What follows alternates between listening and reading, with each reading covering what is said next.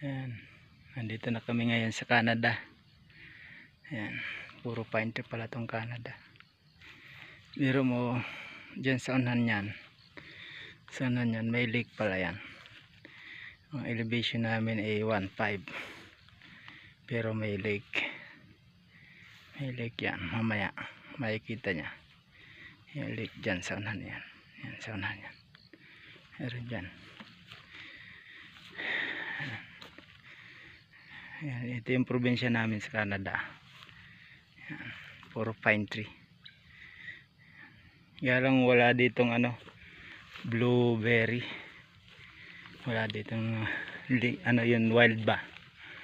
Wild blueberry. Ayan. Wala dito.